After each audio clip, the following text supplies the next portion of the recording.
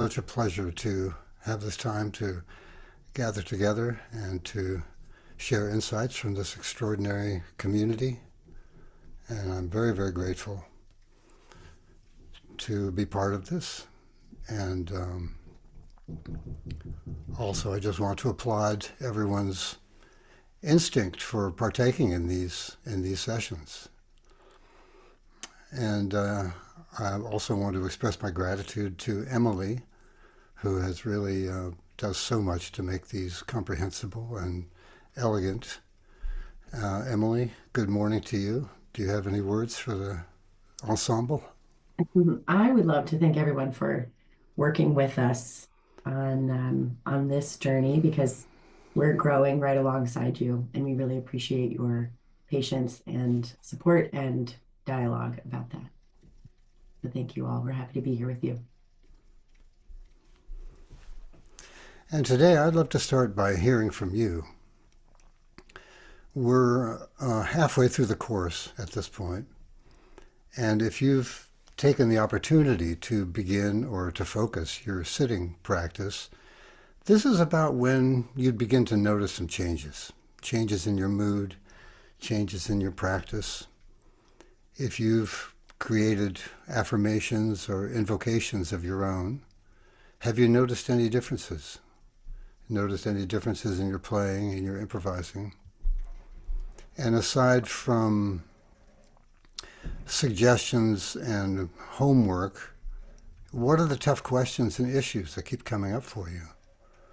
I hope by now you feel comfortable in this space to share some of those, what might feel like vulnerabilities. And I won't pretend to have all the answers, but it may be interesting to put the question or issue out there and to receive some support or insight from the group or not. Sometimes just saying these things out loud can be helpful. So let's have at it. I'd love to hear from you. And given the size of our group, I might just remind you to be succinct if you can. But let's open the space now. Anything about homework materials, the sitting practice, the tough issues, let's have it. Feel free to just unmute yourself and jump in and enter freely.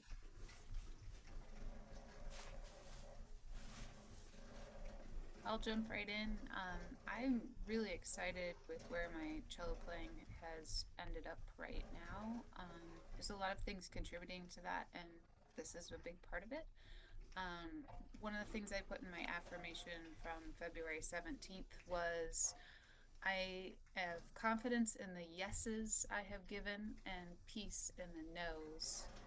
And just there's a lot of work that's coming my way and some opportunities, and I'm wanting to practice as opposed to not practicing at all because I just can't get there. And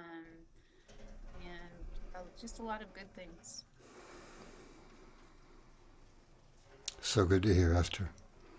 And feel free to respond to Esther or come I'll in with jump. a. Yeah, go ahead.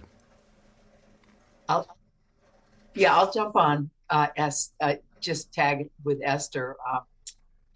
So I am doing a program at our local library that is called Thrive in 25, and so it's built on the work of Brene Brown and so forth. And so let me see if I have it right here. Um, our our leader instructor said, "What is the basically your barest minimum goal?" And so I often, accept a gig and then avoid the very thing that I should do. So with weddings and such, often it's just pop tunes that I don't. They don't often translate well in the heart because it's lyric based, and so I find myself resisting the very thing that I said yes to. Um, and so I thought, okay, so my latest one is Yellow Brick Road for the processional. So it's always interesting to me when people choose not my. I say when I say I love classical in the heart, but anyway. Um, So I thought, okay, I can do a weekday, 10 minutes. I mean, this is really specific. What are you going to do? When are you going to do it? And I was like, oh, you're going to narrow me down to when? So I thought 8 a.m. Well, I started on a Sunday and I have so far done it every single day. And when I have the time, of course, 10 minutes leads to an hour. But when I don't, I've gotten 10 minutes in. So in 1 week, I'm not saying it's perfect, but boy, there's lots of lever changes. If you see my harp, it's not a concert harp. So I have to flip and dip, which makes it hard for a lot of these pop songs with chord changes in the middle that don't belong in the key. Anyway, I'll just say that this this business of playing your instrument, I know that sounds crazy. It's the very thing that jazzes me up, and it's also the thing I avoid the most because I think at night I'll play it, and at night I'm too tired, and there goes another day, and another week, and another month, and that kind of thing. And the thing is, I actually do love to practice, so it's kind of crazy Oui, this oui, c'est marqué mon. that I have. But I just wanted when Esther said, she's playing and enjoying it, I say amen to Yellow Brick Road. So thanks for listening. Good, Judy. Good, good, good. Yeah, I totally get you with changing all those levers. One time was playing a Jobim tune with a harpist, a lever harpist at Berkeley. And Jobim is just fiercely chromatic. And she was changing levers just like a champ. And before I really realized that that was necessary, I thought, what's all this distraction going? It's like trying to talk to somebody who's on their cell phone or something. But man, she was she was nailing it. Yeah. Any other comments?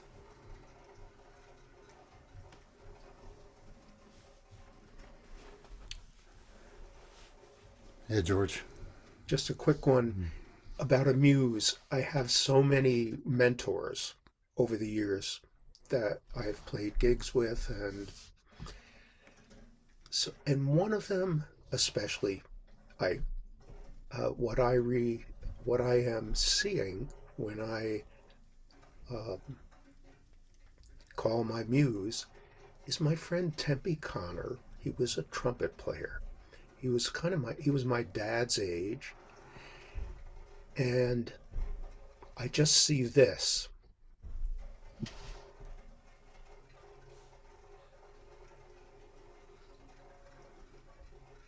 Those eyes, and he just was there.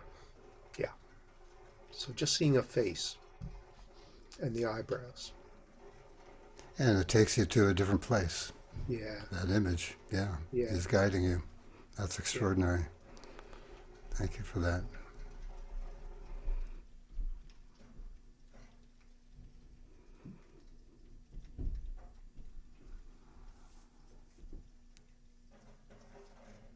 Well, Rick here. In a lot of ways, I'm an observer here as opposed to a performer.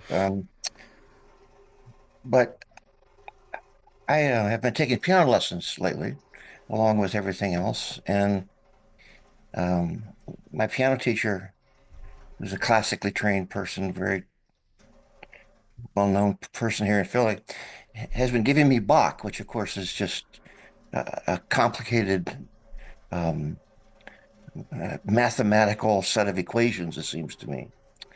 And she gave me one where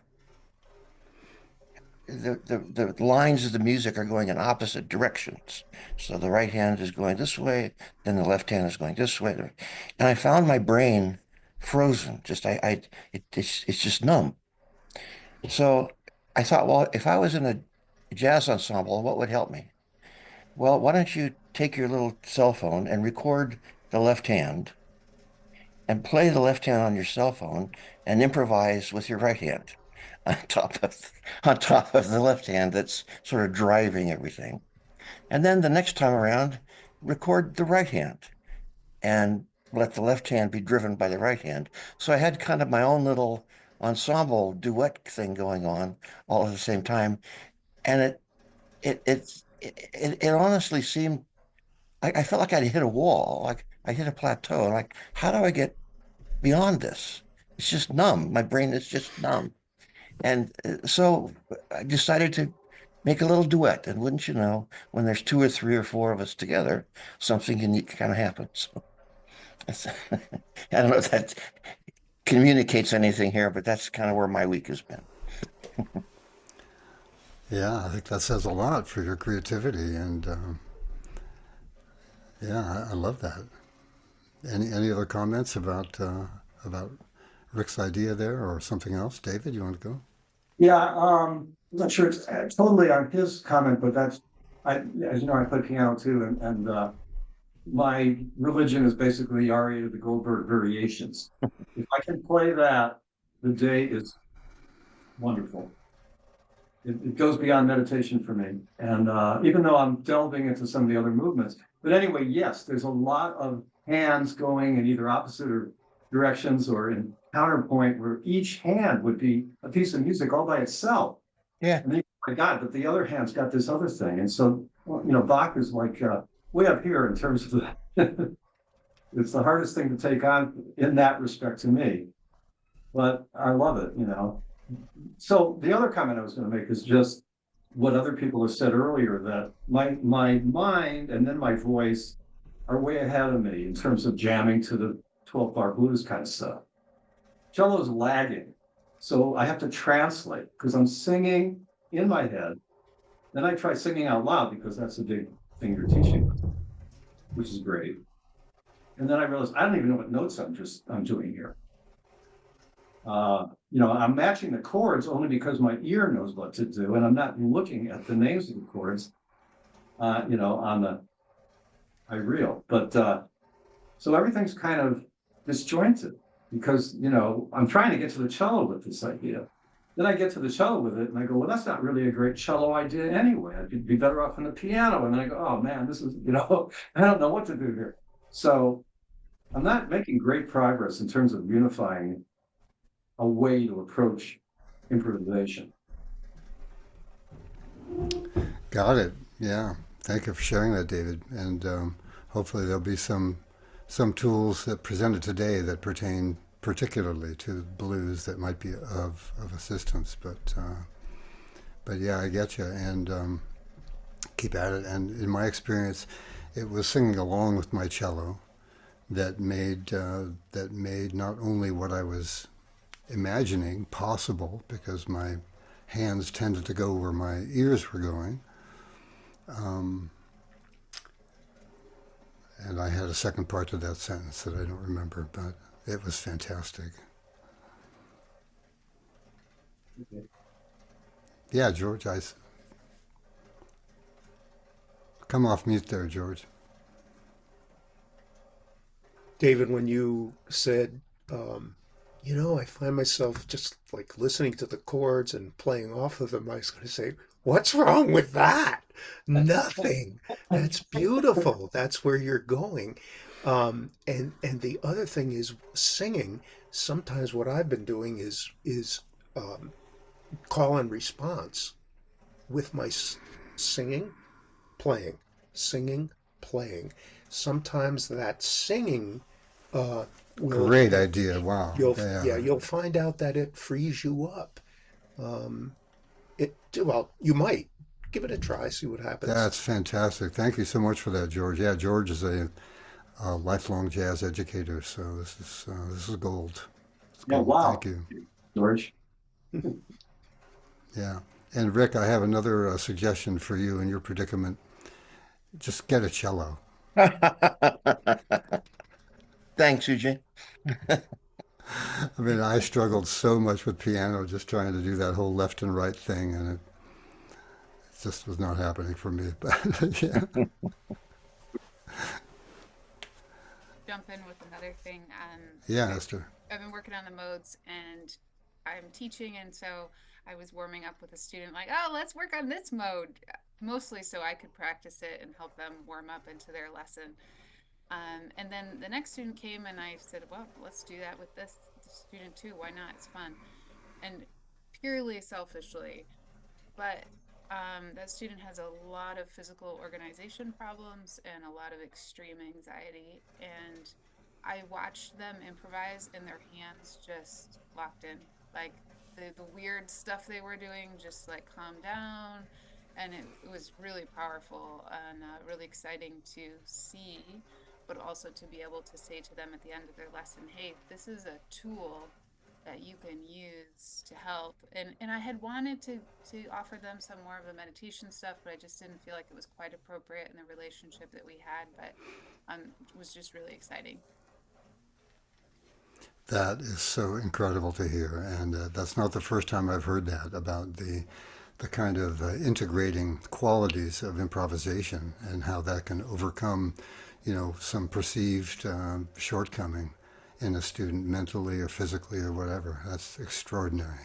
Yeah, just fantastic.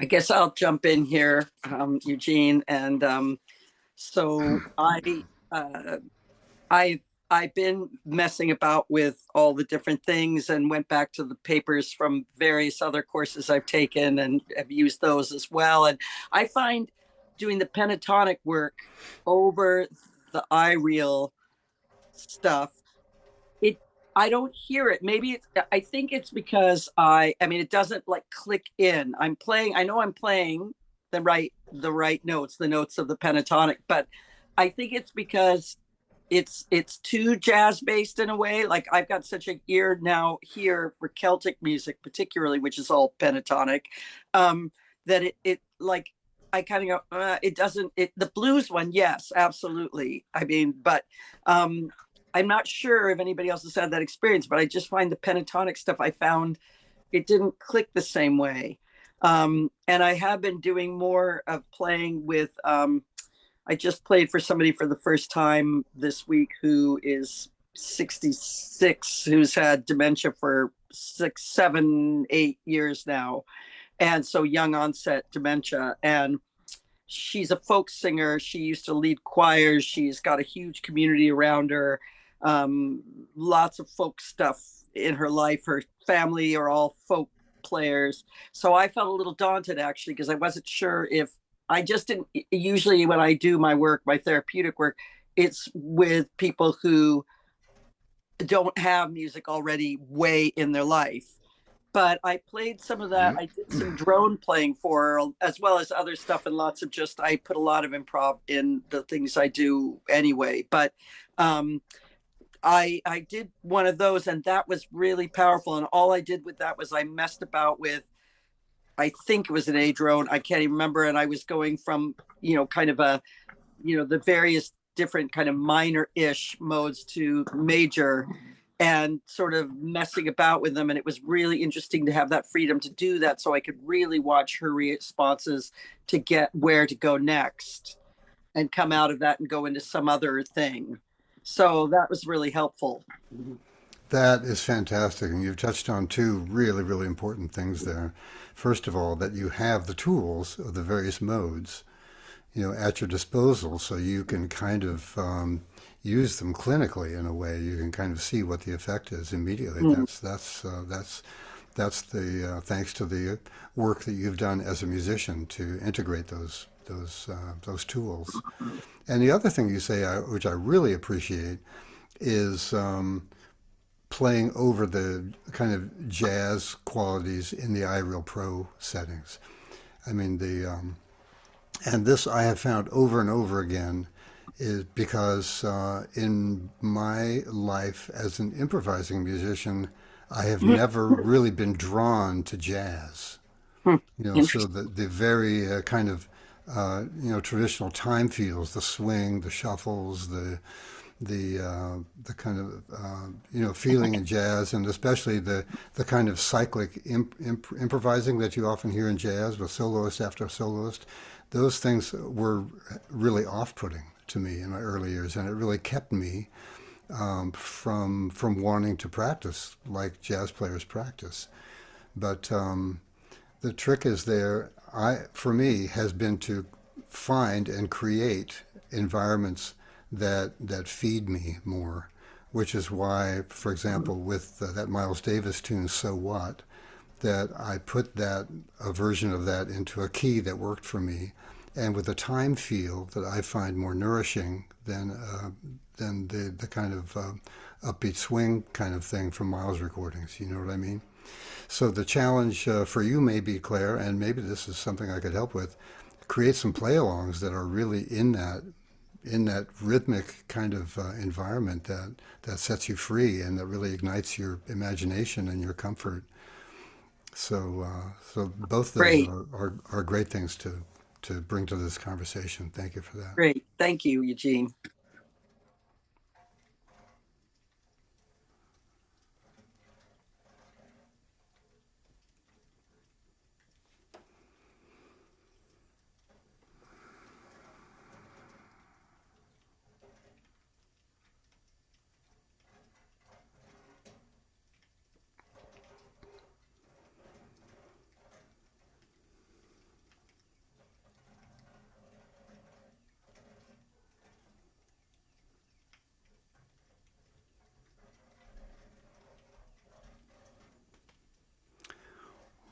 Well, it's so good to hear from you, and some of you I haven't heard your voices in the context of this class yet, and I really want to encourage you to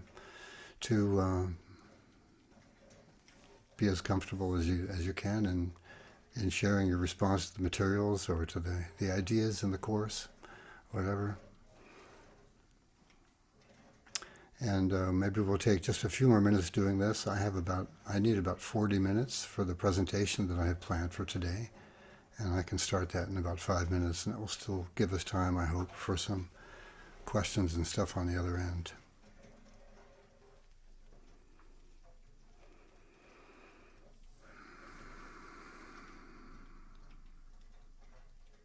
Hi, this is Ida.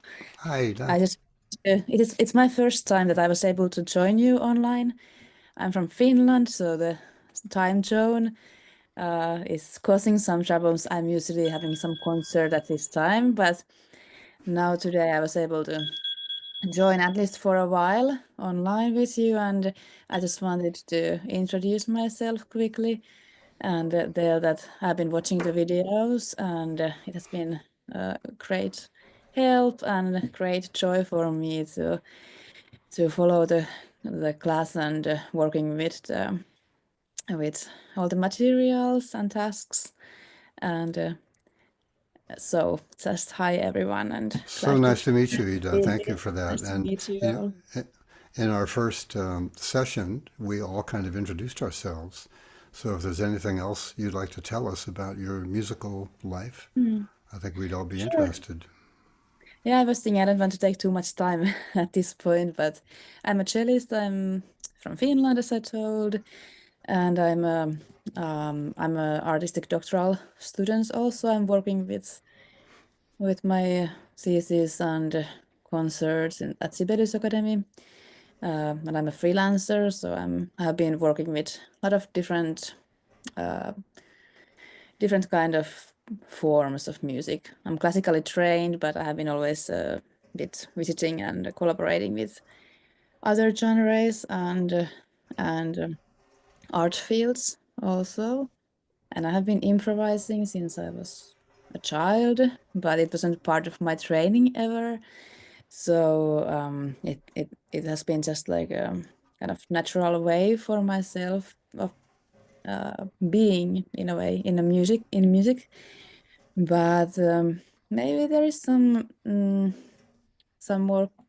I don't know actually what I'm looking for the improvisation. Maybe more like to have more freedom and more somehow um, feeling more natural in improvising in different contexts. I feel it's very natural for me to improvise in some places with some people, but then in other places I feel there is more maybe this judgment. I think that's the judgmenting voice. And yeah, but I feel like the material and ideas from coming from this class is very helpful. And I have recognized how much those judging voices are affecting in different contexts. So Thank you. Yeah, thank you for that. Any responses to Ida's points?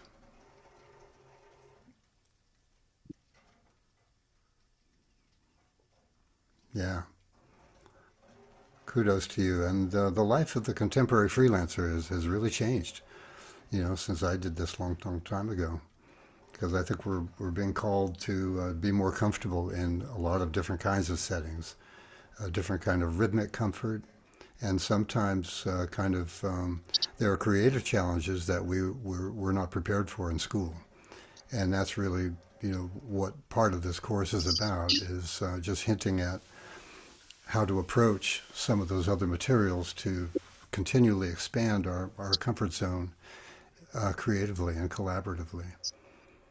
So when I was freelancing, there was, the word collaboration didn't really come into it much. It was just, here, play this. But now I think it's very, very different, and all for the good. I think it helps us to engage much more positively in the setting.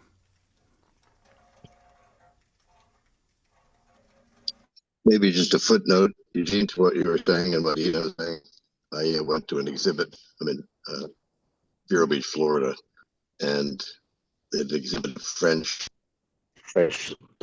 impressionists. It struck me how brave people were in those days to strike out and do different brushstrokes, different art forms, different colors, different geometries.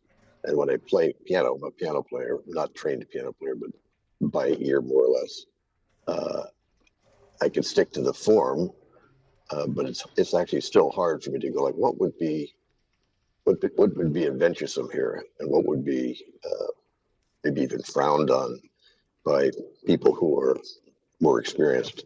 So I'm slowly learning, thanks to this class, just to strike out and use a different color or shape or form, and see what it does for the way I feel. Very cool. Yeah, thank you for sharing that, Mark.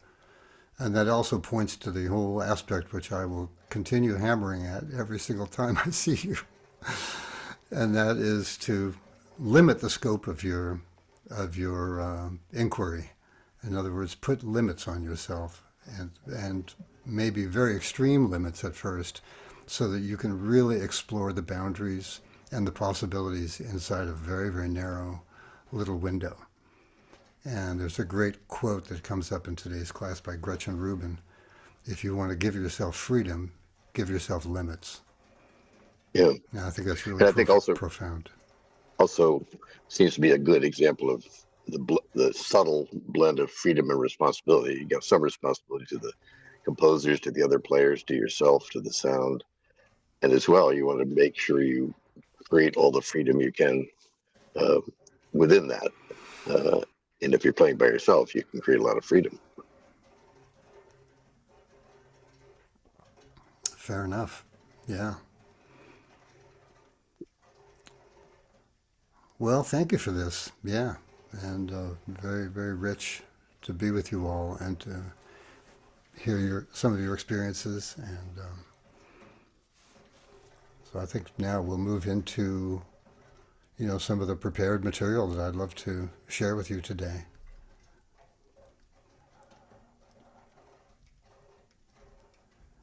And so far, I mean, we've featured positive thinking, affirmations, and invocations.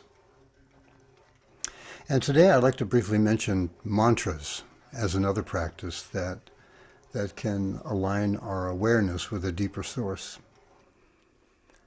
And that source is the aspect of our humanity which world wisdom traditions teaches us is pure love, peace, and creativity. I mean, who doesn't want to live there? And by now, I hope it's clear that even though the context of this course is musical freedom, that the inner work of stillness has broad ramifications to a musical life as well as our whole life. And just thinking about mantras, we talked about affirmations a couple of sessions ago, and I just wanted to talk a little bit about the difference between affirmations and mantras. Affirmations are typically self-empowering and goal-oriented statements. So the affirmation that I posted on the site really had to do with entering a kind of open frame of mind that would allow our playing to emerge in a different way. So that was kind of very goal-oriented as an affirmation. A mantra is a often repeated sound or a phrase with spiritual significance. It's used to quiet the mind and invoke a higher state of consciousness. So there's a lot written about mantras, and the bulk of it comes from South Asia, ancient texts in Sanskrit, and messages from the great yogis. And that's all well worth checking out. But I like this quote from an American writer, Harvey Alper, who is a professor of religious studies at Southern Methodist University and a scholar of Sanskrit who was mostly interested in the religions of South Asia. And he wrote a book called Understanding Mantras, and I'm going to read this from that book.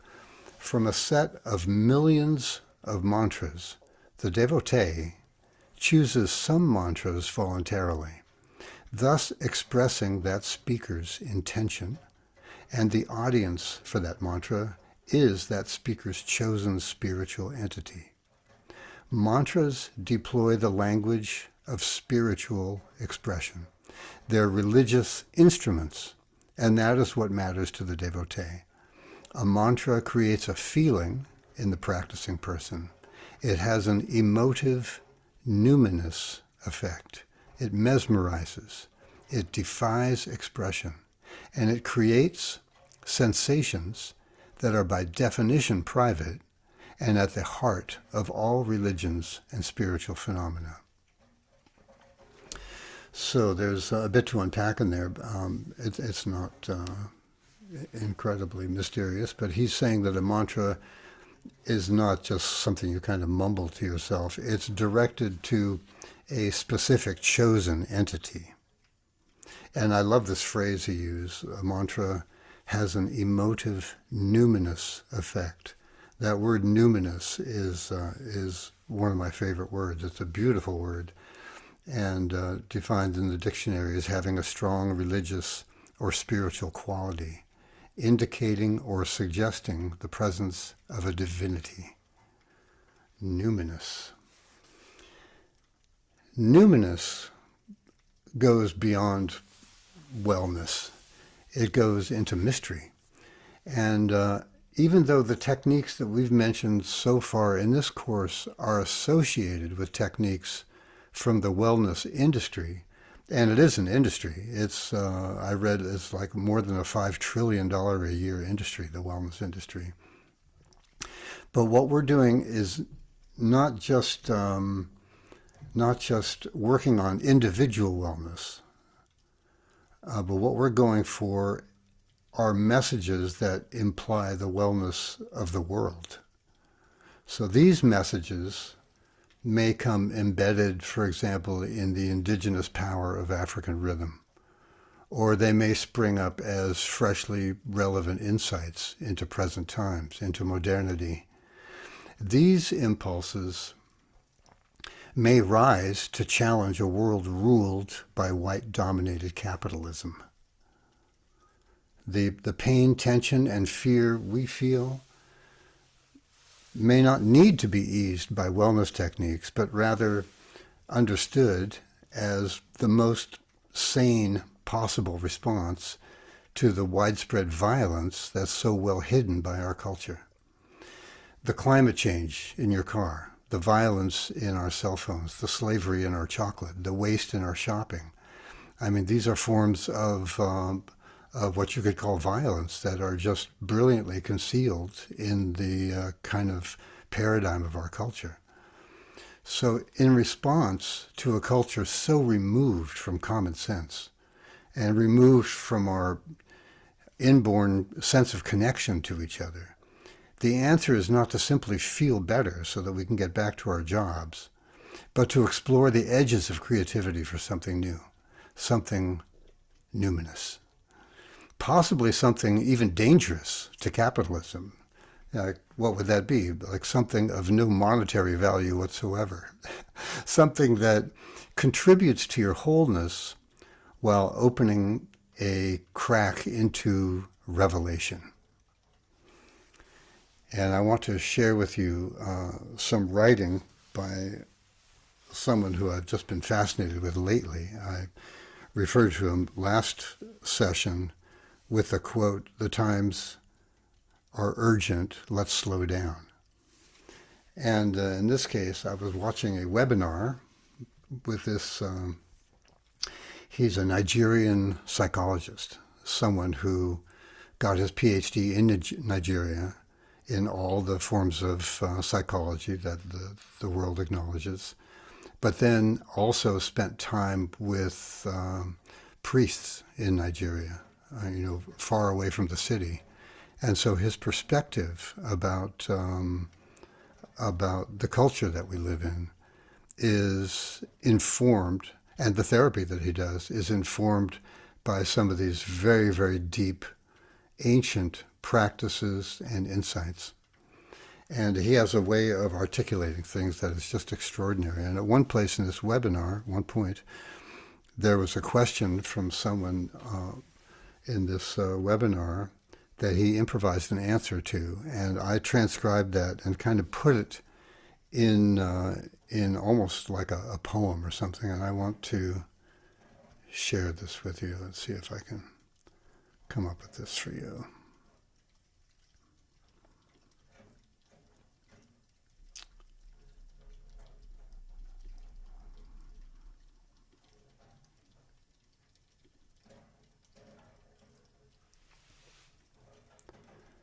There's something in the room we're not paying attention to. The empire is a paradigm of categories. It thinks in capital letters. But there's a stronger vocation of lowercase letters streaming through the room. Modernity doesn't know how to make sense of it, so it pathologizes it. But it's not calculable. It's not part of the algorithm. It's the ecotone of our bodies as gestating aspects of modernity.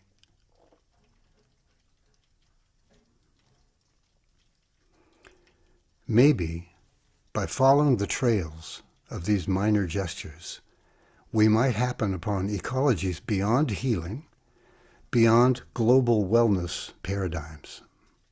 We might take on artistic enterprises and vocations of seeing anew, sensing anew. It won't be a utopia, but it might be a sense of adventure. That's Bayo Akomolafe. And we're putting a link to his website in the chat. He also said that the world doesn't need more experts, it needs more elders. That's a great quote too. But back to mantras. As I understand it, a mantra can be repeated in meditation, but can also be repeated and brought to mind constantly throughout a day, kind of like what the Apostle Paul wrote in his letter to Thessalonians. Rejoice always, pray without ceasing, give thanks in all circumstances. In other words, maintain your connection to this powerful self-energy in everything we do. Joy, mantra, or prayer, gratitude. And a mantra can be as simple as a name, your chosen entity. You're calling and confirming your connection. You're asking for guidance and opening to love. Chanting Om is a mantra, or Sohom, which translates to I am that. These are Sanskrit mantras. But unlike an affirmation, you don't need to understand the literal meaning of a mantra. It operates on a pre-verbal and precognitive level. In some traditions, a guru will create a mantra for the devotee. But as Harvey Alper suggests, there are millions of existing mantras to choose from. And I just want to challenge us all to find or create one for ourselves and take it for a spin. Adopt a mantra, repeat it often enough that it becomes the current your mind is running on. One of my teachers started a meditation this way by saying, God is, and then ceasing to speak. You might also say music is, and cease to speak. Just acknowledging an awesome power outside of your normal operating system could be enough to transport you. I love that experience that George had of evoking the eyes of this, or the vision of this trumpet player, elder. And in that vision was something that was made it possible to kind of transcend the immediate moment of self-consciousness. I've had some recent experiences that are kind of unique in my life. And one, and I might have dreamed this after I read Nicole's message in the team chat, but I think it was before. I was lifting off into the stars when suddenly I was aware that I had left my rocket ship behind. I had released it somehow, and I was shooting into the stars with no vehicle. It was an amazing, thrilling sense of abandon, vulnerability for sure, but also lightness and freedom. Another time I woke up with a vague memory of somebody I had just been with who evoked in me a feeling of overwhelming and unfathomable love and tenderness. And I woke up with this echo of this feeling, well, with the feeling. And these two experiences show me that these states of being are in me. And I'm intent to find a way to get there as often as possible. A mantra can be that. It can be like a call or a key. So I want to invite all of us to adventure with a mantra of your own choosing. Let's try it and report back to the group. You know, what works for you? How does it affect you? You can practice it in stillness first, and then take it into your world, into your practice. This is March 1st. We have 3 weeks now until our next meeting. And that's a substantial chunk of time in which, new habits can be formed, self-concepts could be released, imagination could be renewed. And I'll also just keep reminding all of us that the help is there. We just have to ask for it. The help is there. We just have to ask for it. And, even though I'm kind of speaking cosmically, don't forget about the discovery calls too, because I don't know I think it would be helpful, but reach out. There's, if you have questions or issues that you'd like some one-on-one attention for, we offer that through the website too, discovery calls. There's another little phrase that keeps coming to mind in the context of all this. It's not what you play, it's who the player is. It's not what you play, it's who the player is.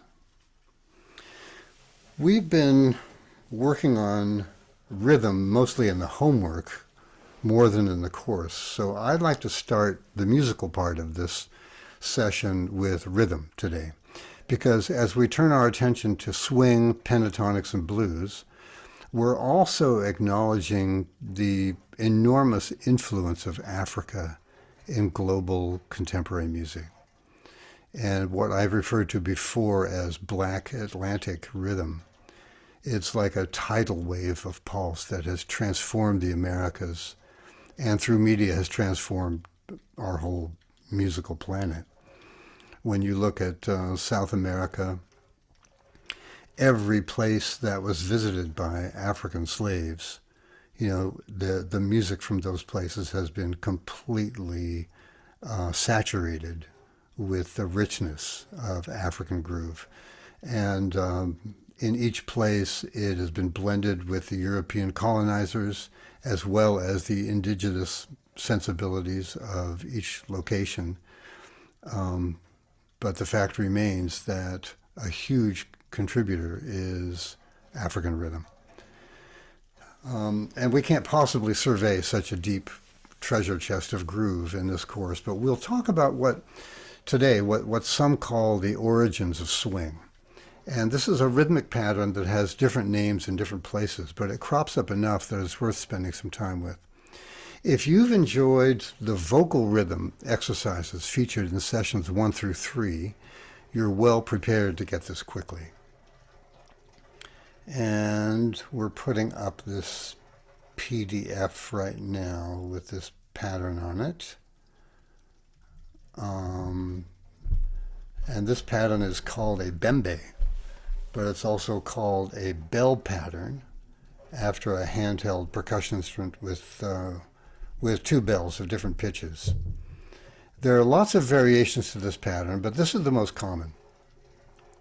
In the vocal rhythm exercises, we explored 4 against 3. We were in 3/4 time, which gave us 12 16th notes that we were feeling the quarter note pulse, but then we were also feeling that kind of polyrhythm of the 3 pulse against that.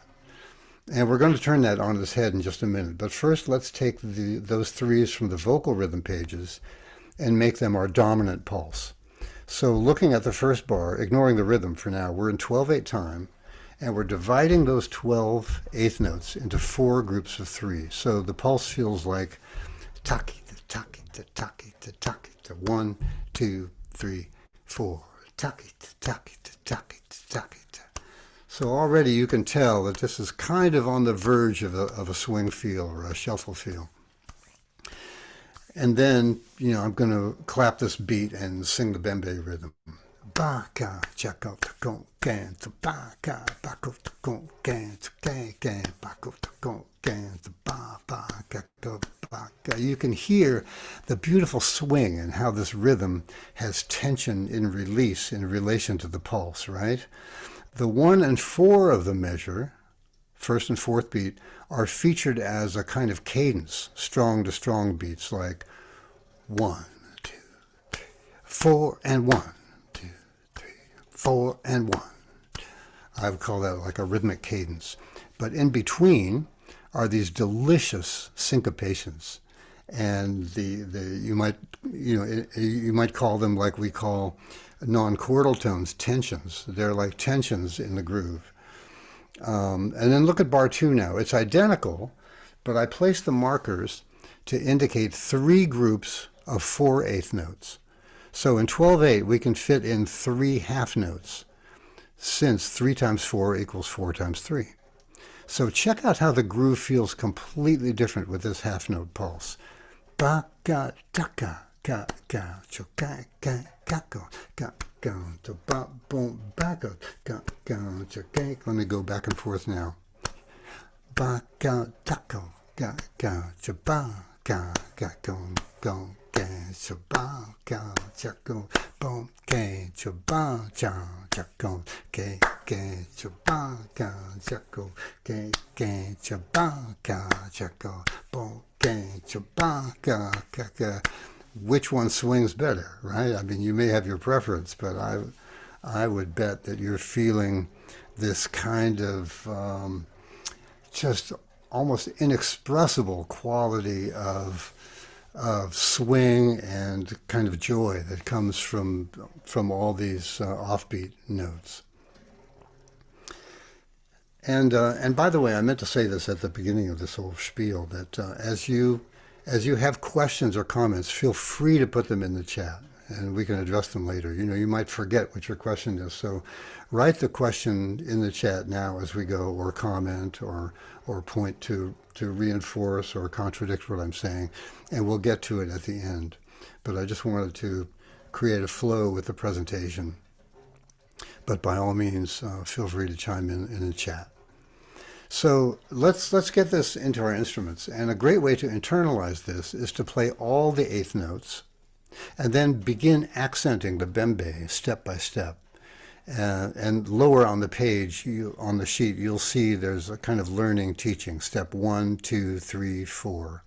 There are 4 steps that, that I just came up with. There's nothing scriptural about this. You can come up with your own way of learning it and teaching it, of course, and you should do that. But this is one idea about just breaking it down to things that you can integrate and gradually add to it.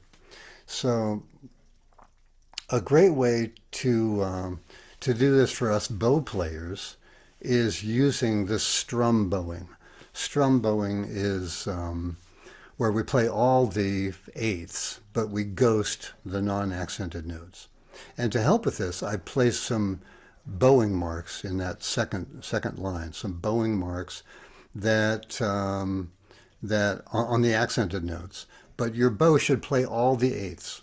And this is a great way to get used to using your bow to find unusual accents and syncopations. And for those of you who are not familiar with this technique, let me demonstrate slowly. I release bow pressure completely on the non-accented notes. So though I'm bowing all the eighth notes in the bar, you only hear the accented notes. Let me try this.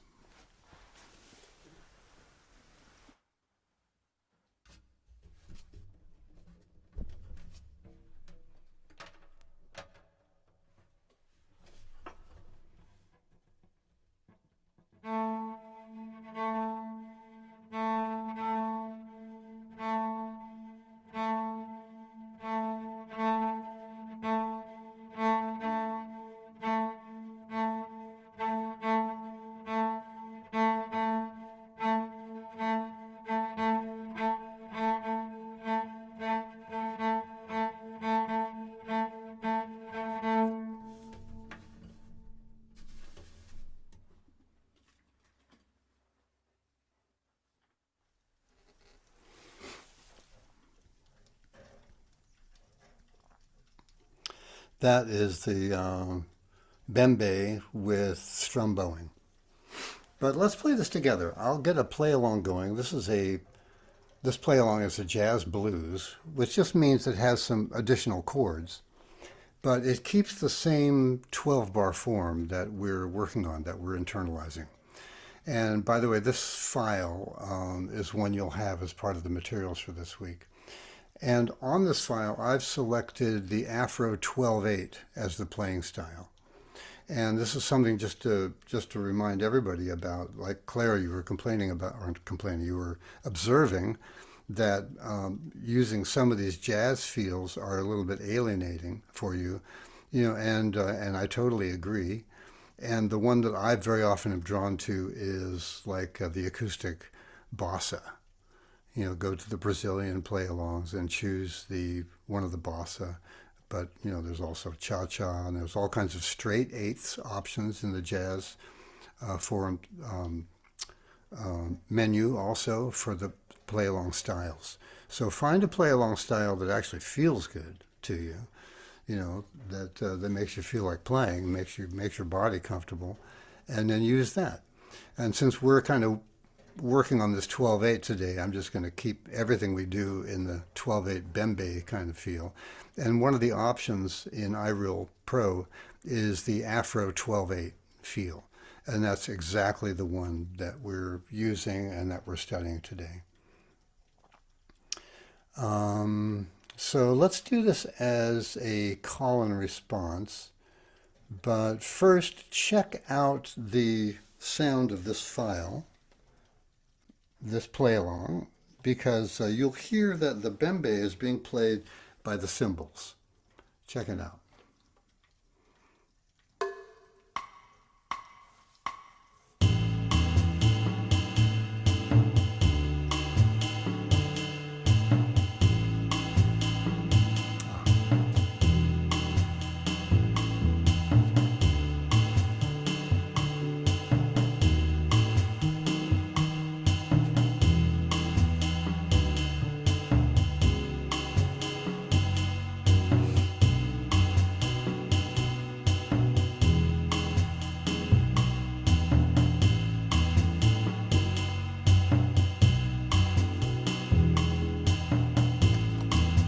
So that's one time through the 12 bar jazz blues, and you can hear that it has a lot more chord changes than the version that we were working with last time. Excuse me. So let's do this as a call and response, going step by step like in the PDF. I'll do each step twice, leaving 2 bars between for you to play. So if you're following along on this PDF, which is still up there, I'll basically, in bar 5, I'll be playing that. And then on the repeat, then you would play that. And then I'll play that and you play that. So we'll like basically be doing each of these staves through 4 times. And I'm just playing it every other time just so you have it in your ear as well as have it in front of your eyes. So, and for now, even though the chords are changing, let's just play the note A. It'll work throughout the whole thing in kind of a cool way. So here we go.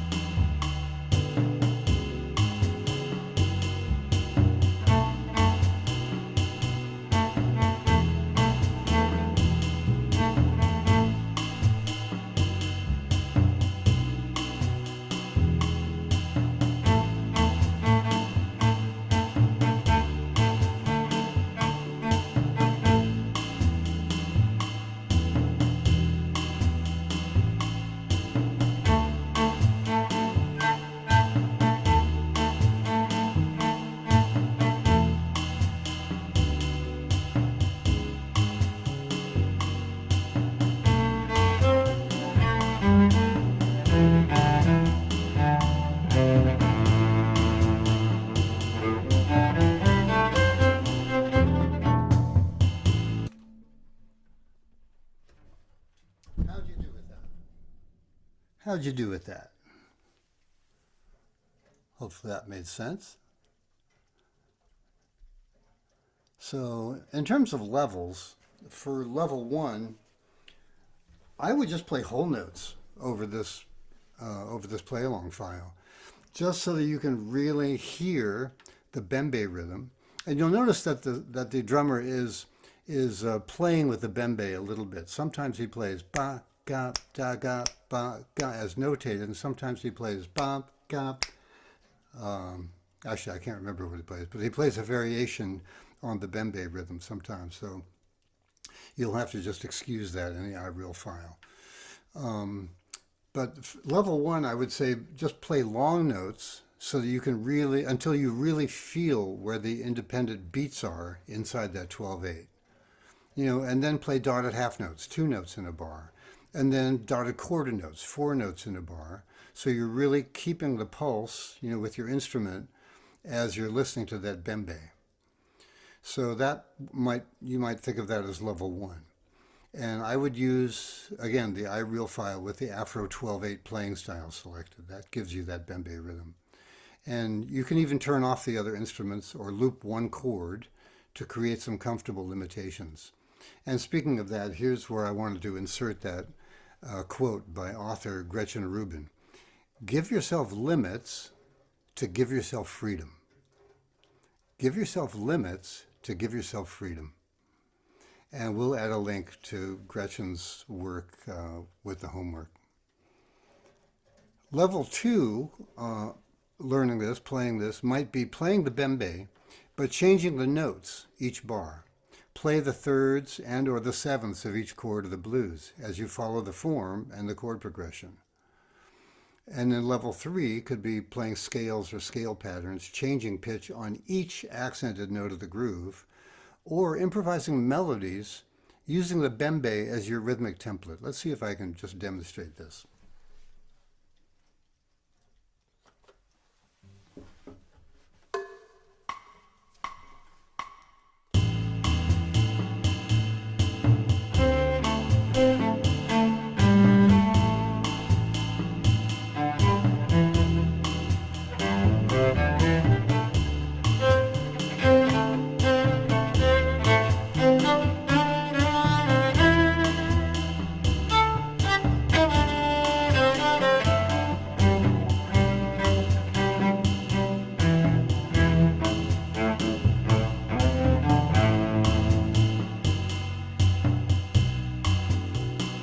Well, just to give you a quick idea of what that can sound like as you begin to really internalize that bembe. But we're going to move forward for now. I want to talk about some pentatonic scales. And I'll assume that you've checked out the free pentatonics video on the website, beyondmastery.com. Because the information I'm offering today is the next step into pentatonics from the free course. But just to refresh your memory, look at this. This is what I would call, how pentatonics are kind of commonly thought of. You'll see, first of all, a stack of perfect fifths. In that treble clef, starting with the middle C, all that is a chord built up of all fifths. There are 5 notes there. And if you take those 5 notes and place them in a scale, you get the major pentatonic scale. C, D, E, G, A. And then when you start that same set of notes on the relative minor, on the note a major sixth above the root, you get the minor pentatonic scale. Exactly the same notes, but with a different tonal gravity. So that's A, C, D, E, G, A.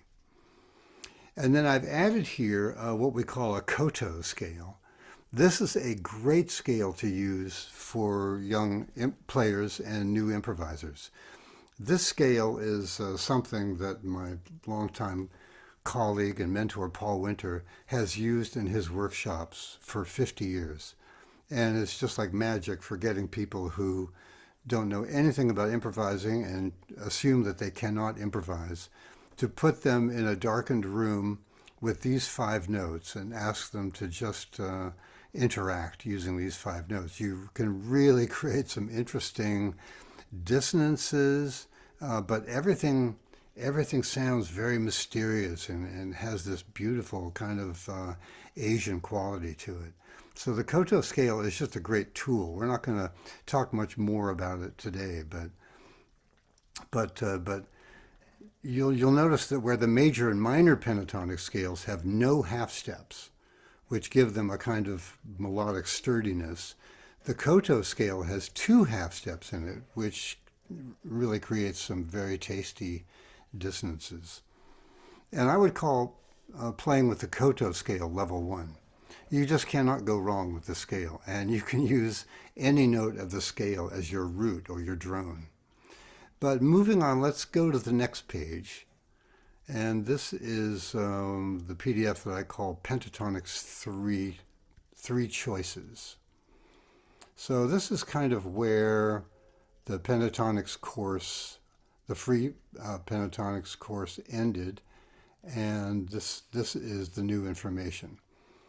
So Emily, if you would please share the Pentatonics.3 Choices PDF.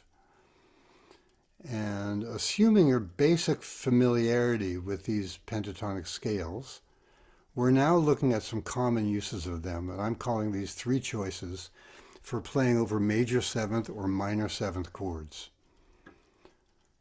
Now we're getting more kind of into the weeds here in a way than we have so far in this course, I would say, because what we're talking about is looking at a chord but applying a different kind of tonal construct to a given chord. But There's only three. That's a pretty small finite number. And, and keep in mind that the major and minor scales are really identical. So you can think of these in major, you can think of them as minor, you can think of them as both. Once you get familiar with it, it'll just be, C major automatically in your mind as A minor. Likewise with A major and F sharp minor, et cetera, et cetera. These are all major and relative minor, and those are identical scales. And, what should be said about the pentatonic scale is that the intervallic structure of these pentatonic scale, the major minor pentatonic scale, gives it two great qualities. Since it has a kind of wholeness, being made up of whole steps and minor thirds, it's really conducive to creating attractive melodies.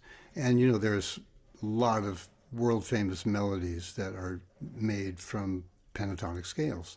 I mean, the obvious one is Amazing Grace, a purely major pentatonic melody that has lasted centuries. It's very sturdy. And secondly, these scales can be used in a variety of surprising harmonic settings that we'll only hint at today. But it's one reason why I think that they're essential for us creative and collaborative types to integrate. These scales have really helped me so much to create melodies over difficult chords in positions where I just had to create something that was beautiful on the cello, over chords that were challenging for me. I could find a pentatonic solution that really works beautifully. So, but let's look specifically at this C major 7. And you'll see that the C major pentatonic scale represents that chord really well. There are two notes in the scale that are not in the chord, the D and the A. The ninth is the D, and the sixth, also known in jazz lingo as the 13th. It's a sixth above the root. But in jazz, we often add 7 to that and consider these notes to be extensions to the chord. So the 6th is also the 13th. So it has the 9th, in other words, the 2nd plus 7 is the 9th, and the 6th, also known as the 13th. So those notes are beautiful tensions that in the context of the pentatonic scale give your melody a quality of openness, spaciousness, brightness, peace, and even innocence. So that's using a pentatonic scale on the root. And let's just play with that a little bit. Maybe we'll do a little call and response with that too. So we're going to use that pentatonic scale on the root, the C major pentatonic scale.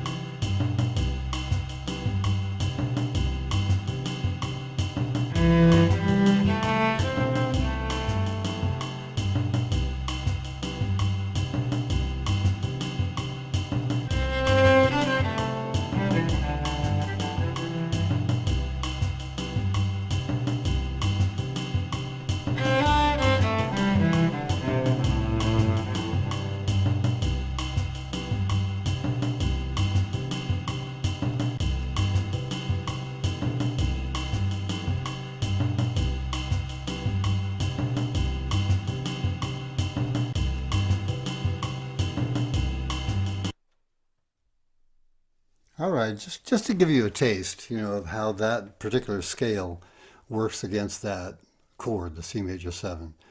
But if you look at the next choice, this is building a major pentatonic scale on the 5th scale degree of the C major 7 chord. So that would be the note G, and that means that we would play a G major pentatonic scale. And you have some notes that color your melody here just a little bit differently. Here, the non-chordal tones are the same as the scale built on the root, but the B natural, the major 7th, is represented. This is my go-to pentatonic scale for a major 7th chord, since it doesn't have the root C in the scale. And the C in this chord is a note that is probably the least interesting melodic, destination in a C chord, because the bass player's playing it. So this is the scale built on the fifth scale degree. I'm going to put on the same play along here, and we'll play that scale.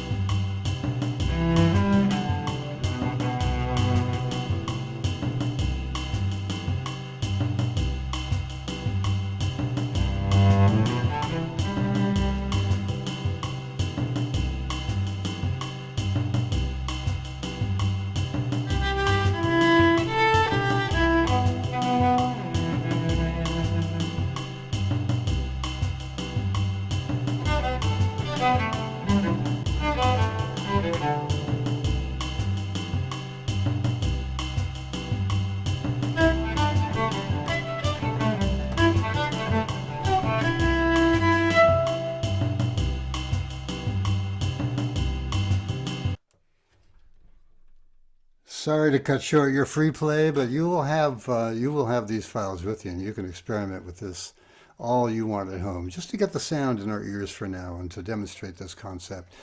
And so the third choice is a little bit more distant sounding option.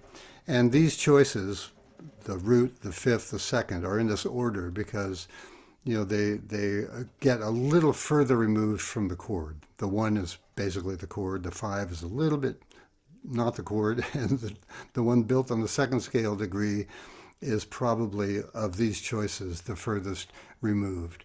But it's also quite interesting because the pentatonic scale built on the second scale degree of this chord, the C major 7, is a D major pentatonic scale. And so this scale has the 9th and the 13th again, but there's a really strong note in here, the sharp 11, the F sharp in the D pentatonic scale. This note has a distinctive modal sound, the Lydian mode. That sharp 4, or in jazz language, at 7, call it sharp 11. So this has a real kind of Lydian sound. And let's just jam with this for a second.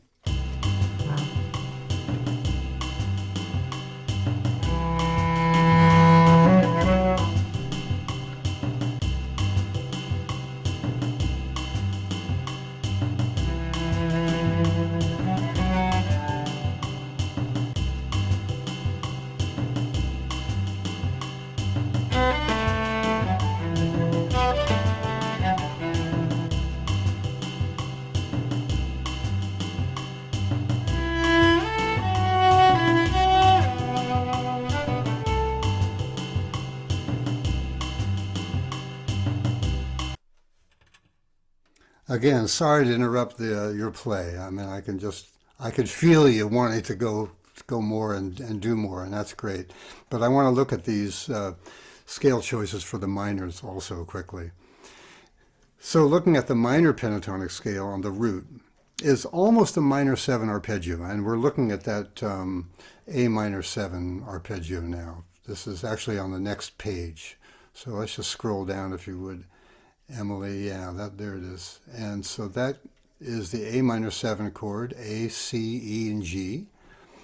And then if we build that scale on the root, it has just one note in the scale that's not in the chord, and that's the 4th or 11th, which is a great and very allowable tension in a minor chord. So let's just listen to that for a second.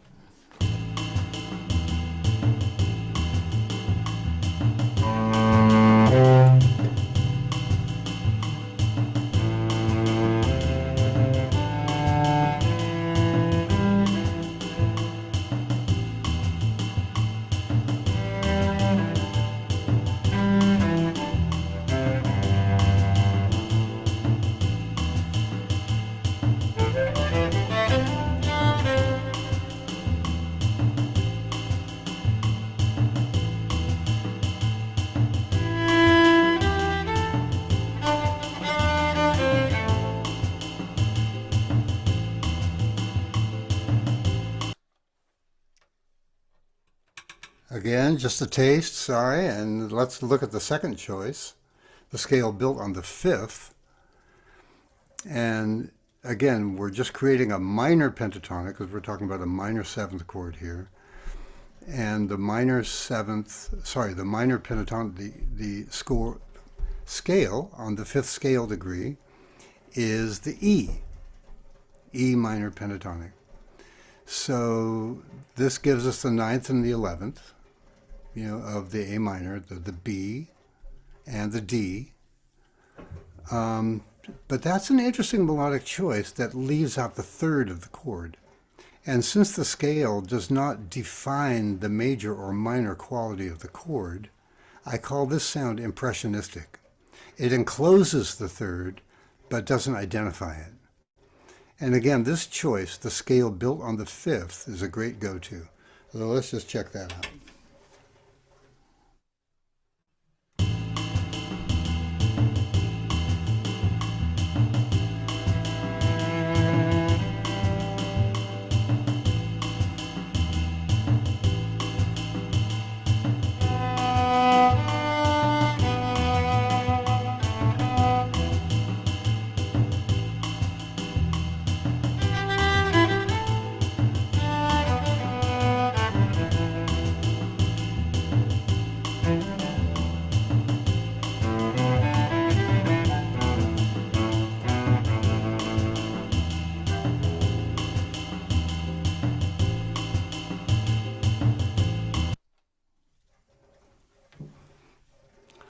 A lot of interrupted music out there. I hate to do this in such short bits like this, but again, you're going to have these files, and the invitation is to really spend time with it and develop a relationship with it.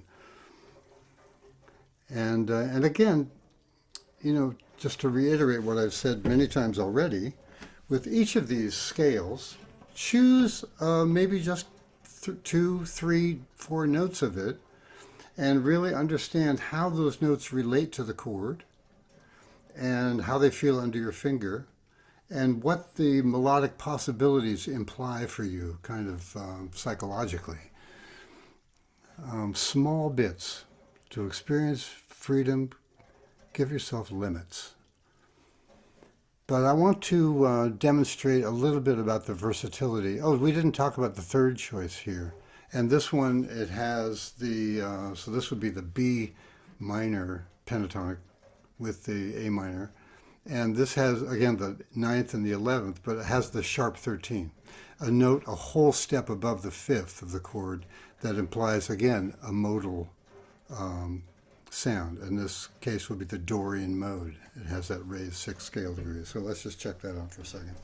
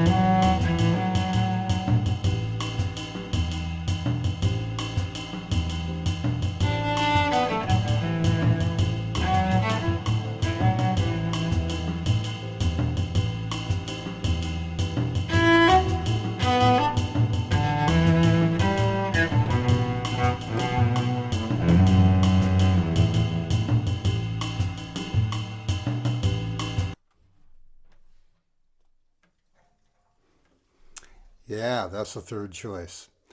But I want to demonstrate a little bit about the versatility of the pentatonic scale in the context of the blues. The blues is a great example of polytonality. And in the example we're working with today, the chords are almost all dominant seventh chords that never resolve in a traditional 5-1 cadence.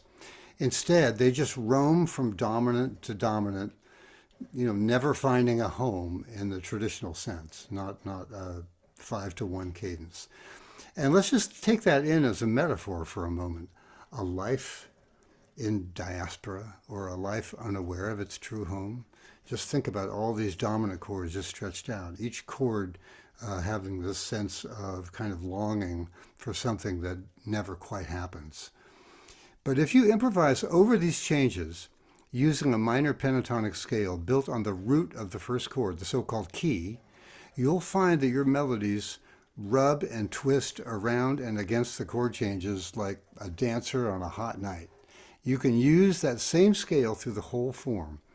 And since we've explored the C major, A minor pentatonic scale today, let's play over a blues in A. We'll start with some call and response, and I'm only using notes from the A minor pentatonic scale.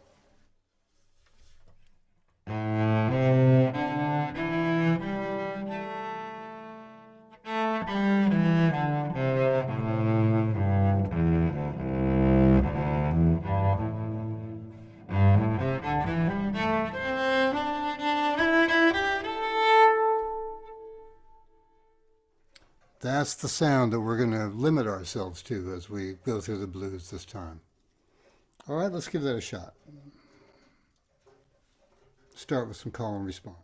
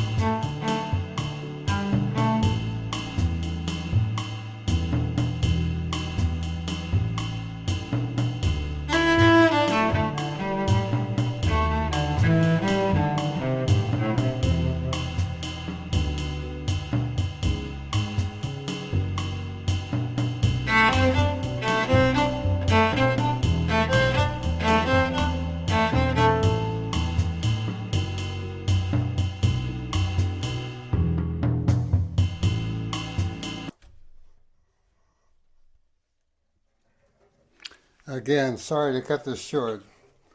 I can't wait to get together with you all so we can just follow this through like it deserves to be followed through.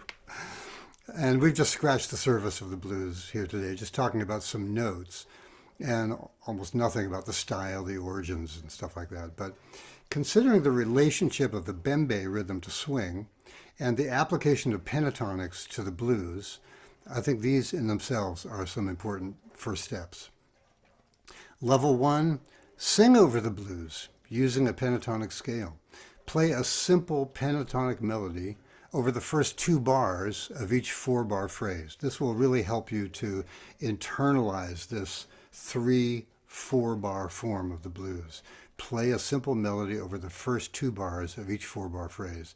Level 2, slow it down, look at the chords and arpeggiate each chord in root position. Then, go through playing just the thirds and the sevenths of each chord. Level 3, maybe connect the thirds and the sevenths with diatonic scales, with the scales. So that is what I wanted to present to you today. And thank you for your good attention. And so we have some time now for some conversation, some clarifications, et cetera, et cetera.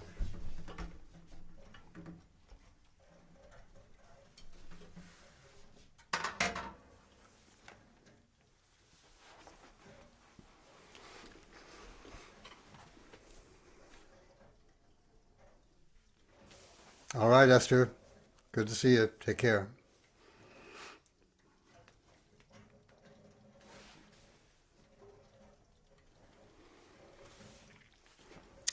And a conversation is certainly not compulsory. But I see you all there, and I'd love to spend time with each one of you separately just to get to know you a bit more. But any impressions? Yes, I have Hey, something Nicole. to share. Hi. That was fun to hear your dream about the rocket ship. So I had a really different experience this morning that I wanted to share. I was reading an article that I'll send in the group chat, but it's about how so much of our thinking in psychology and how we understand things has been focused around the brain.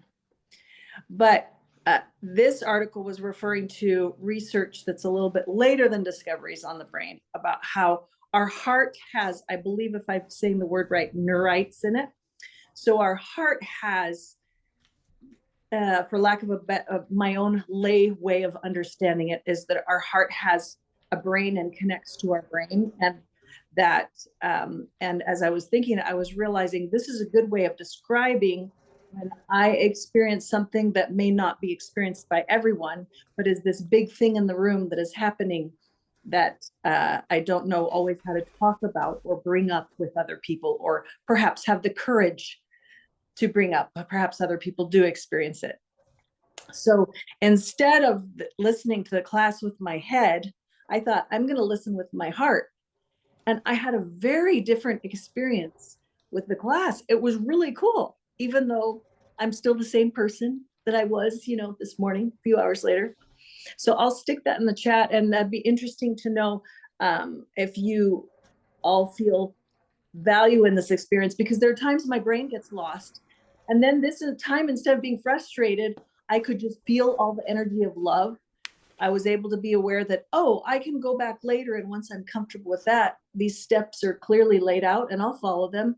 And it was just like going down the Grand Canyon on the river thinking, wow, so anyway, I'll stick that in the chat. That is so good, Nicole. That's so good. Yeah, and what you could be referring to, or you might align that with what Bayo Akomolafe called the lowercase letters. The stuff that doesn't fit into the algorithm of modernity, as he puts it. Yeah, that's a kind of intelligence that does seep through the cracks into revelation. Awesome point.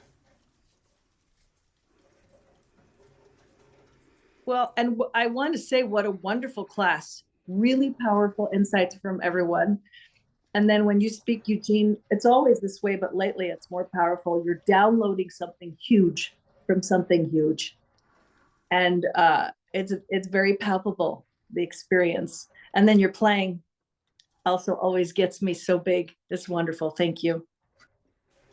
Well, I really appreciate you saying that, Nicole. But when I work on these sessions, I feel like it's not really me in a certain way. I'm doing with the preparation of these courses what I have learned to do with my music making too, and that is just kind of just let go. And so I'm really grateful how this is shaping itself, and also very, very grateful that it may find some resonance with you, with some of you.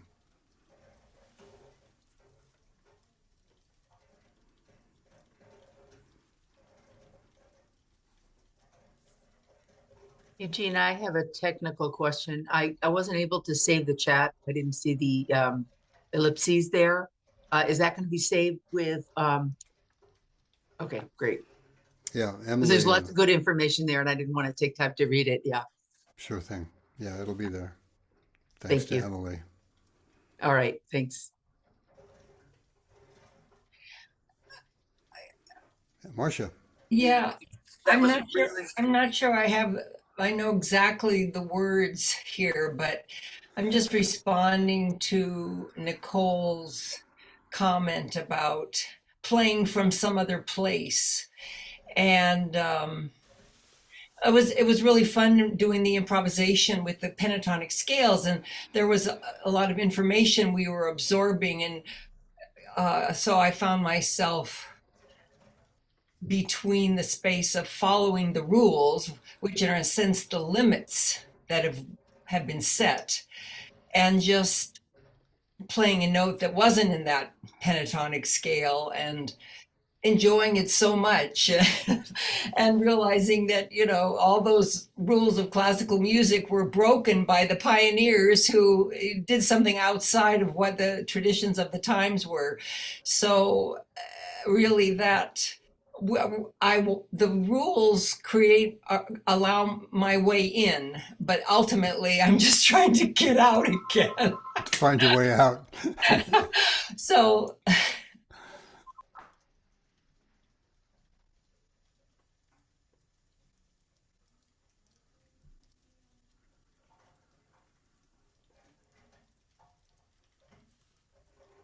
sorry, I had to turn the phone off. Anyway, I just really enjoyed that realization because I didn't feel sort of caught up in what I didn't understand or what I couldn't do or that whole thing. And I also appreciated the poem that or the information you printed on the board, the screen earlier today, the screen that has stayed up on my computer is there's something in the room we're not paying attention to.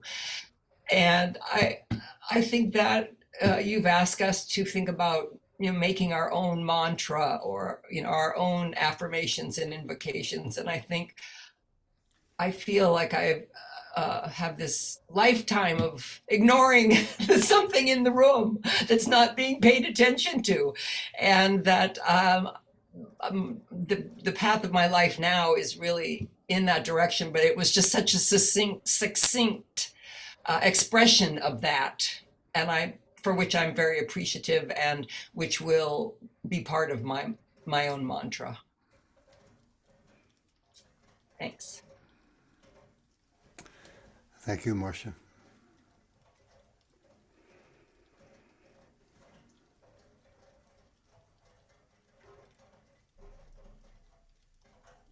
I have a question for you about your album, the Canyon album. I'm very curious what kinds of scales or what kinds of thoughts you had in putting that together. That was you on that trip, right? Yeah. It doesn't have to be now. I love the album and I'm just fascinated with that whole experience that you had. Fantastic. Well, that makes you a bit of a cultural archaeologist also, David. That was 1983. And we spent 3 weeks down in the Grand Canyon recording in a lot of the different side canyons and grottos in there. Mostly just improvising, but then listening back to the recordings every night, and then eventually some pieces began to emerge from our improvised fragments. You know, that we would take those as starting off points for either new improvs or compositions, and then we recorded a lot of that, the finished album in the cathedral in New York, which has a very similar kind of resonance as some of our favorite grottos in the Grand Canyon. So it was just an amazing Paul Winter project, a result of his incredible big vision, fundraising skills, et cetera, et cetera. It's an amazing opportunity. I'm so glad you like that. Yeah.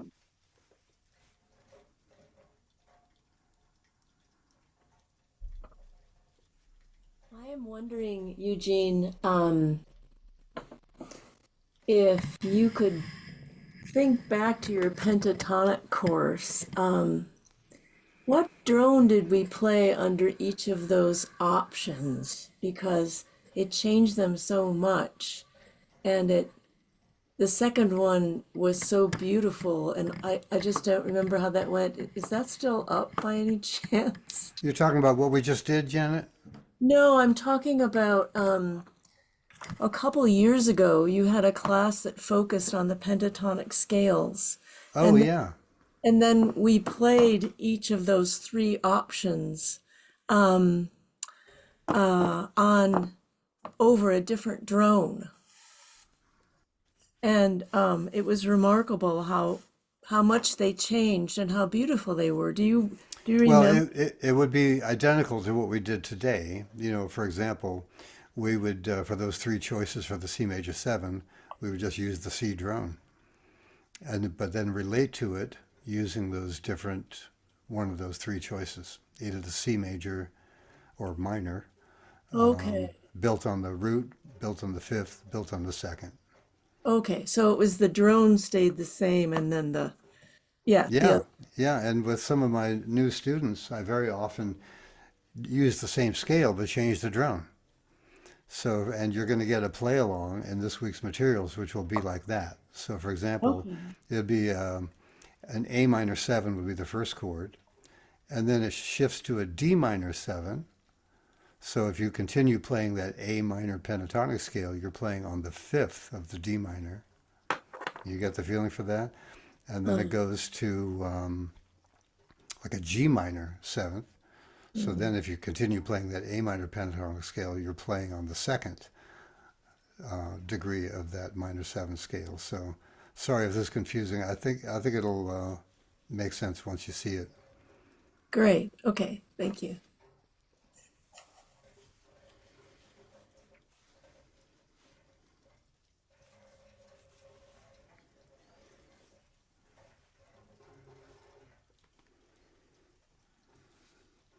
Well, we're doing so well today. Gosh, we're only 7 minutes over time. Just So want to say really quickly that I really liked that idea that the just keeping the drone and doing different scales, doing the related scale notes with a different core as the root. I really like that. I'm looking forward to doing more of that because that's yeah, that's going to be a lot of fun, I think. And also that I put in the thing a interview. I haven't heard this specific interview, but I heard part of an interview today with this pianist who's very young. He's in the young artist thing in the UK. Something Alice, I think is his last name. I put it in there. Jules, maybe. Really interesting piano player who's a classical pianist, but his whole thing since he was very little was that he does this, and you'll really enjoy hearing him talk about it, Eugene. Speaking of like playing Scriabin or Ravel is what he's doing right now, and improvising, like playing the piece and then going off into the style and qualities of that composer and doing all kinds of amazing improv off of it. So it's interesting to hear how he speaks about how he gets into this other place for improv. I think you'll enjoy it. that's fantastic. Yeah. Yeah, And again, I think this is happening more and more. yeah, I mean, it has always happened to some degree with kind of really gifted virtuosi. well, But now I organists think it's and all happened. those guys. Yeah, It's happening more that people are just very curious about the yeah. architecture of the music they're playing and how to create those sounds. Yeah.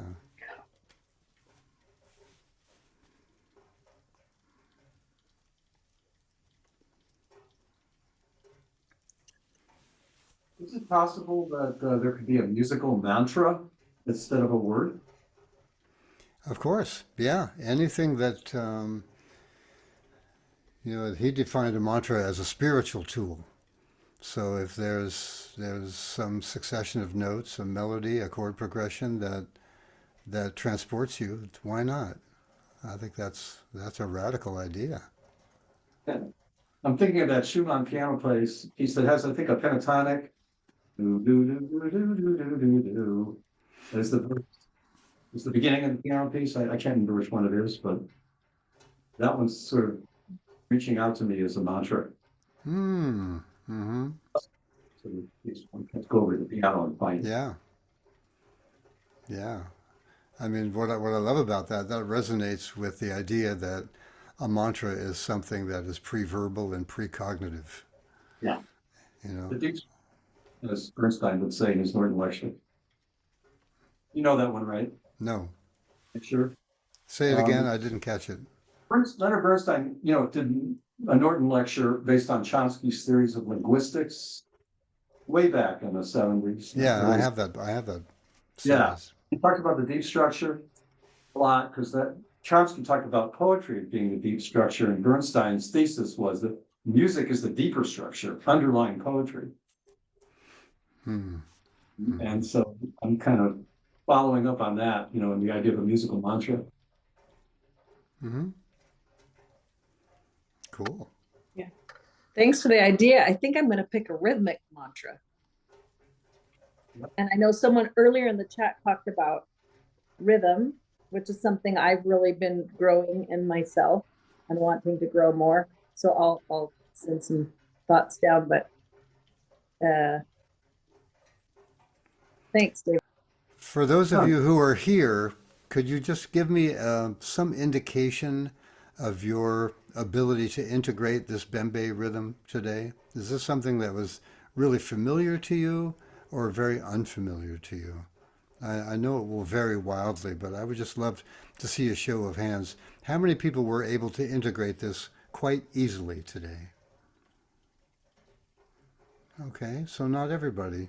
And for some of you, able to kind of slowly grasp it or not at all, and you're looking forward to having some time by yourself to kind of sort it out. I'm looking forward to working on it on my own. Yeah. I couldn't catch it today in that speed. I couldn't. Partly because I'm also using my phone. It's just the way the setup is, so I couldn't really see it That's either. right. So that's fine, though. I wasn't frustrated. I just thought, yeah, I'll get this. I'll do it. So Eugene, I Go ahead, Tara. Oh, just that the bembe rhythm when we started, just it individually felt great for myself, but then like using it as a part of the improv for the pentatonics felt very different and much more difficult to like find the flow and improvising over that timing. For me, that's just what I noticed and felt, which is interesting. Good. Yeah. Definitely. Thank you for that. Yeah, that's interesting.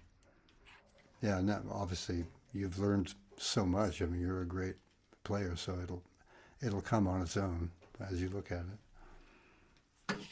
One thing that was cool for me on that is I realized that by looking at it, I was using my mind. So I turned it off and started listening with my heart, and I got the rhythm pretty quick. Wow. That surprised me because I always want to see rhythms.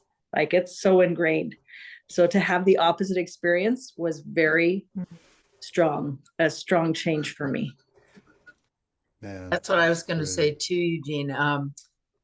If I looked at you and listened to you, I was fine. If I looked at the sheet music, I couldn't do it. So just to go back, you were asking how the course was going. I've been trying the vocals since day one, and man, I feel like a gringo. Yeah, I don't know if anybody has any tips. I'm all ears for hands. Go ahead, George. This is not a tip. It's just I have felt that it's so cultural. You know, if you grew up in that milieu, you wouldn't be thinking about it at all. And it ties in with something my wife Judy and I were just watching a couple of days ago, and that's The Great Immigrations. And it's a public television show, and they're looking at the migrations that took place from the islands to New York in the 50s especially, and the folks brought all these musical traditions together, and they lived in close proximity, and it was, you know, they learned each other's traditions by being in community, which is kind of what we're doing. That's what we're doing. And I've always wanted to feel more comfortable with these rhythms that I'm not familiar with because I didn't grow up with them. And I was going to tell you, Eugene, this is perfect for me. Yeah. That's great to know. Thank you for that, George. And then one thought, a tip I have from this handsome white bearded gentleman we're staring at is to walk the rhythms, to move. And then an African teacher I had always said to dance the rhythms. And I have not taken either of these pieces of advice and to great account until recently. It's changed a lot pretty quickly, dancing and walking.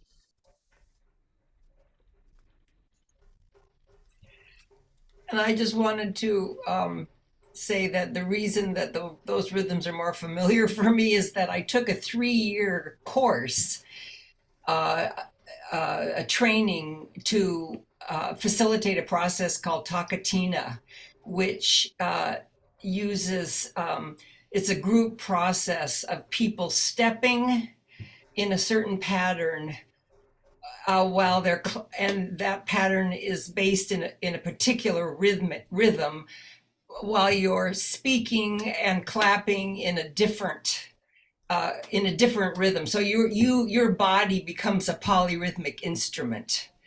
And it was a very joyful experience, the training and the facilitating of that process, and it's carried over into my music in many ways. So I had a lot of practice. I want to see if I can illustrate one way that I've learned to integrate this bembe rhythm. I'm not sure if I can do this. I haven't done this in a while, but let me try.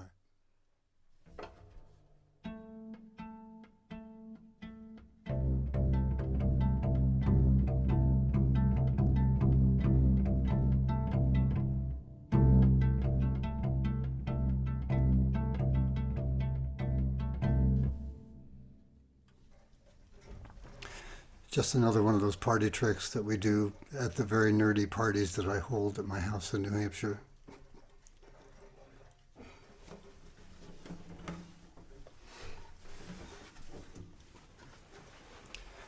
Come visit.